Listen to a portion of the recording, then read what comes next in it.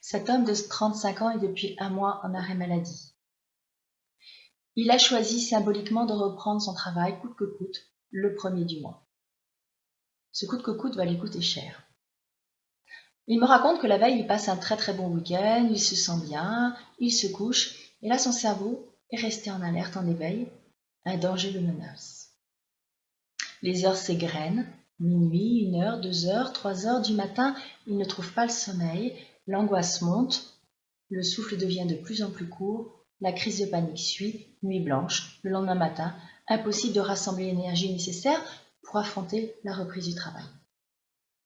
Le cerveau a gardé en menace cette reprise du travail. Le cerveau n'a toujours pas intégré l'acceptation du burn-out, de ce besoin de pause, de prendre du recul et de mettre en place un nouveau regard sur ce travail. Je lui donne l'image d'un bain brûlant. Son cerveau a gardé l'image de la reprise du travail comme un bain brûlant. Et bien sûr, il met tout de suite en place une stratégie de fuite pour éviter de se brûler à nouveau. Il veut sauver sa peau. Alors effectivement, je lui donne aussi l'image qu'il peut avoir accès à nouveau au robinet qui va contrôler l'eau chaude, l'eau tiède, l'eau plus confortable.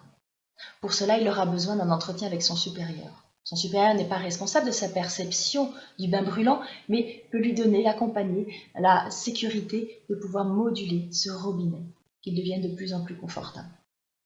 Alors en sophrologie, l'acceptation est un mot-clé. L'acceptation et la pleine conscience. Pleine conscience de ses sensations corporelles, on se reconnecte à ce qui se passe à l'intérieur de soi, on marque une pause, un recul, et puis la possibilité de porter un nouveau regard. Pour cela, on va utiliser dans la visualisation les acceptations progressives d'une situation, d'un événement, d'un nouveau environnement. Et on pourrait dans cette image, dans cet exemple, prendre l'image symbolique d'un bain à température confortable. L'acceptation progressive d'une sécurité, d'un chemin, d'un retour au travail en sécurité. Sophrologie et burn-out, c'est typique. Le temps est notre allié, alors que la personne qui vit le burn-out vit le temps qui passe comme un ennemi.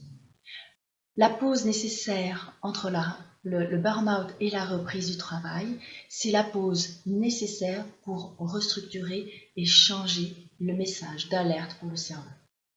Voilà pour ce 2e épisode. La sophrologie, c'est mieux vivre, bien relax.